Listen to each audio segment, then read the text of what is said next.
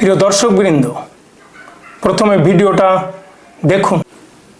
PR সিস্টেমে যদি vote হয়, হিন্দু সম্প্রদায় ভোট কেন্দ্রে যাবে নইলে যাবে না। 1971 সালে এই দেশ স্বাধীন করেছিলাম লক্ষ শহীদের বিনিময়ে, যে একটা স্বৈরাচারবিহীন দেশ এবং গণতান্ত্রিক দেশ পাবো। কিন্তু আমরা আজ পর্যন্ত এই দেশে গণতন্ত্র প্রতিষ্ঠিত হয় নাই। গণতন্ত্রের নামে স্বৈরতন্ত্র একের পর এক আমাদের গলা টিপে ধরেছে। কারণটা হলো, এই দেশে এমন একটি গণতন্ত্র আছে যেখানে আপনি 51% ভোট পেলে আপনি ক্ষমতায় যাবেন, আর 49% লোক যারা ভোট পাবে তাদের মতামতের কোনো মূল্য নাই। শুধু তাই না, এমন একটা পজিশন যেখানে মাত্র 30%, যদি বহুদলীয় দল ইলেকশন করে 30% লোক ভোট পেয়ে তারা ক্ষমতায় থাকে, 70% মানুষের উপর নির্যাতন চালায়। এবং আমরা এর আগে আওয়ামী লীগকে একচাটিয়া ভোট, তারা আমাদের সম্পত্তি, শত্রু সম্পত্তি করেছে, তারা আমাদেরকে নির্যাতন করেছে, আমাদেরকে ভোট ব্যাংক হিসেবে ব্যবহার করেছে।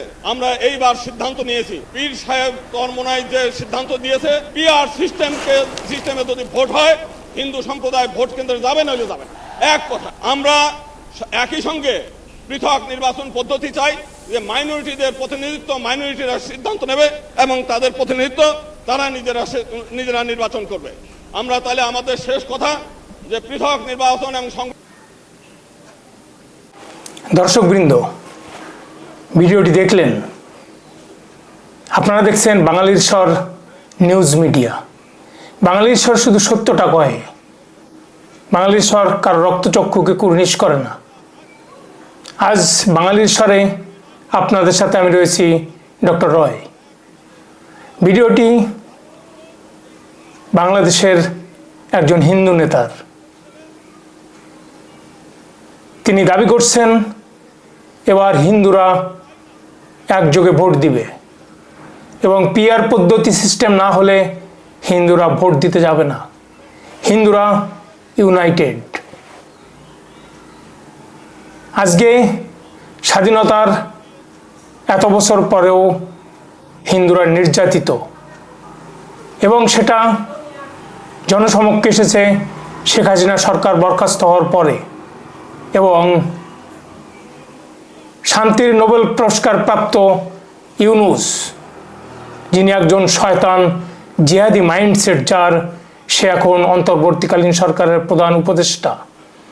আজকে হিন্দুদের উপর অত্যাচার চরমে পৌঁছেছে। খুন, রাহাজানি, ঘর বাড়ি জ্বালিয়ে দেওয়া, জোর করে ধর্ষণ করা, জোর করে ধর্ম চেঞ্জ করা, মন্দির ভাঙা, হিন্দু দেবদেবীর উপর ভেঙে ফেলা, বিগ্রহ ভেঙে ফেলা, সরকারি বিগ্রহ ভাঙছে। ফলে হিন্দুরা এখন আর চুপ করে বসে নেই।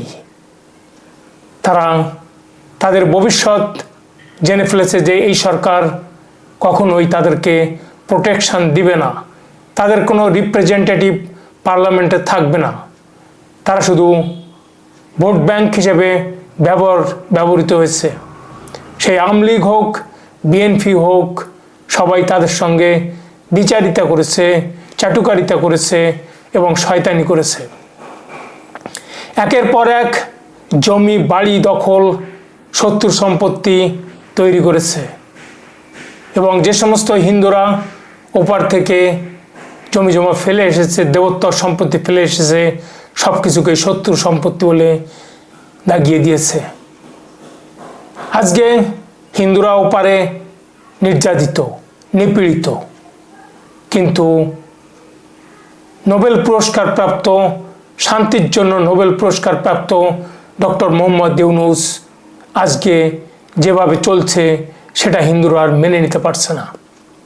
এই জন্য তারা খুব সংগ্রামী মনোভাব নিয়ে বলছে, আমরা এবার আর ভোট দিতে যাব না।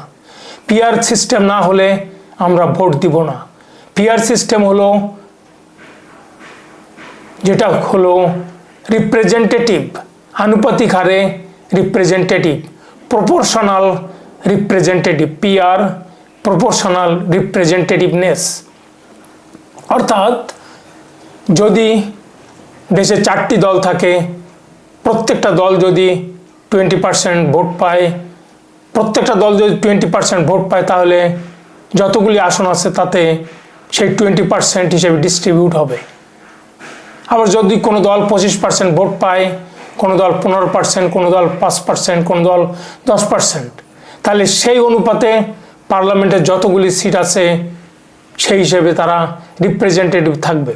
অর্থাৎ যে দল 5% ভোট পেয়েছে সে দলও 5% সিট পাবে পার্লামেন্টের আসনে। অর্থাৎ তাদের রিপ্রেজেন্টেটিভ থাকলেও যে দল 15% ভোট পাবে তাদের 15% সিট বুকড থাকলো, অর্থাৎ তাদের 15% আসন তাদের জন্য ছেড়ে দিতে হবে। যে দল 40% ভোট পাবে তার জন্যে যতগুলি পার্লামেন্টে আসন আছে 40% সিট তাদের হাতে যাবে।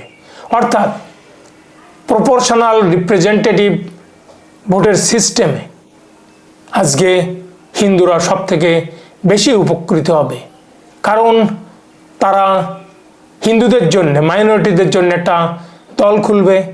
তাদের সবাই, হিন্দুরা সবাই সেই তাদেরকে ভোট দিবে। যদি তারা ভোট পায় 10%, তাহলে পার্লামেন্টের 10% ভোট তাদের জন্য স্বীকৃত থাকবে। ফলে হিন্দুরা এবার একজোট হওয়ার কথা বলেছে, পিআর সিস্টেমের কথা বলেছে। কারণ কিছু হিন্দু আওয়ামী লীগকে ভোট দেয়, কিছু হিন্দু বিএনপিকে ভোট দেয়, ফলে তাদের আর কোনো রিপ্রেজেন্টেটিভ থাকে না পার্লামেন্টে। আর ইউনূস সরকার আজকে আওয়ামী লীগকে ব্যান করে দিয়েছে এবং তারেক জিয়ার সঙ্গে লন্ডনে ডক্টর মোহাম্মদ ইউনূস, শয়তান জালিম জিহাদি ইউনূস, তার সঙ্গে দেখা করে আজকে তাকেও ইলেকশন থেকে বের করে দেওয়ার পায়তারা করছে। বিএনপির নেতা, একজন উপরিমহলের নেতা মির্জা আব্বাস বলেছেন, ইউনূস সরকারের যে পায়তারা করছে ইলেকশন পিছানোর, সেটা আমরা হতে দেব না। আজকে ইউনূস সরকার এই নোবেল পুরস্কার নিয়ে জো বাইডেন আমেরিকার প্রেসিডেন্ট এবং ডোনাল্ড ট্রাম্পের সমর্থন নিয়ে বাংলাদেশের গদিতে বসছে। এই ইউনূস সরকার যতদিন জীবন আছে সে কখনো ক্ষমতা থেকে যাবে না। আগামী নির্বাচনে যদি নির্বাচন পিছিয়ে নাও যায়, তার দলই ক্ষমতায় আসবে এবং বিএনপিকে ভোট রিগিং করে হারিয়ে দিবে এবং জামাত অপোজিশন বেঞ্চে বসবে, বিরোধী দলীয় দল হিসেবে আত্মপ্রকাশ করবে, সেটাই ধরে নেওয়া যায়। আর যেহেতু বিএনপিকে সরিয়ে জামাতকে তুলে আনার চেষ্টা করছে ডক্টর মোহাম্মদ ইউনূস, এতেই প্রমাণ করে সে জিহাদিদের মাথা নত করছে। জিহাদিদের সামনে শুধু একটাই কারণ, বাংলাদেশের মানুষকে ইন্ডিয়ার এগেনস্টে বিষিয়ে দাও, বাংলাদেশকে আস্তে আস্তে ইন্ডিয়ার শত্রু দেশ হিসেবে গড়ে তোলো পাকিস্তানের মতো করে, যাতে আজকে পাকিস্তান যে প্রক্সি ওয়ার করছে, বাংলাদেশও একদিন এই ইন্ডিয়ার এগেনস্টে প্রক্সি ওয়ার ইউনূসের মাধ্যমে করে দিতে পারবে। সুদূর উদ্দেশ্য, সুদূর প্রসারী। কারণ আমেরিকা চায় সেন্ট মার্টিন দ্বীপ, এই দ্বীপেই সৈন্য ঢুকাতে চায় এবং ভবিষ্যতে এই ইউনূস সরকারের মাধ্যমে এই দ্বীপে সেনা বসতি স্থাপন করতে চায়। অলরেডি সেনা ঢুকেছিল, এখনও তারা আছে, কিন্তু তাদের সেই গতিবিধি আর লক্ষ্য করা যাচ্ছে না।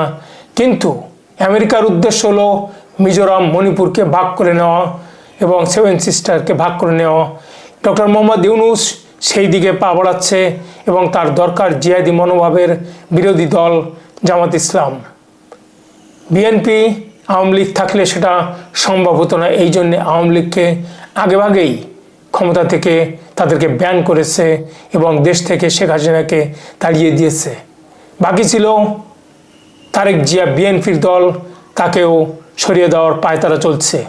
আমি জানি না ডক্টর মোহাম্মদ ইউনূস কতটা সক্ষম হবেন, কিন্তু বাংলাদেশের হিন্দুরা আজকে ঐক্যবদ্ধ। তারা পিআর সিস্টেম না হলে, তাদের রিপ্রেজেন্টেটিভ পার্লামেন্টে না থাকলে, যদি তারা 2% ভোট পায়, সেখানে জনগণের সংখ্যা হলো 5 to 7%, 1 থেকে 1 কোটি 1.5 লাখ, 1 কোটি 50 লাখ অথবা 1 কোটি 75 লাখ, সেই নিরিখে যদি তাদের 7% রিপ্রেজেন্টেটিভ থাকে পার্লামেন্টে, তাহলে তাই তারা চায় এবং সেটা পিআর সিস্টেমে ইলেকশন হলে। পৃথিবীতে 90টি 70টি দেশের ভিতরে 70টি ডেমোক্রেটিক কান্ট্রির ভিতরে 91টা দেশে এই পিআর সিস্টেম অব্যাহত। ফলে এটা নতুন কিছু নয়। বাংলাদেশের হিন্দু নেতারা তাই আজকে জোর গলায় বলতে পেরেছে যে পিআর সিস্টেম না হলে আমরা ভোট দিতে যাব না। প্রিয় দর্শকবৃন্দ, ভিডিওটি ভালো লাগলে বাঙালি ঈশ্বর চ্যানেলটি সাবস্ক্রাইব করে পাশে থাকা বেল আইকনটি প্রেস করুন। সাথে একটা লাইক দিয়ে কমেন্ট বক্সে কমেন্ট লিখুন। আর দেখতে থাকুন, শুনতে থাকুন আপনার স্বর, বাঙালির স্বর। ধন্যবাদ।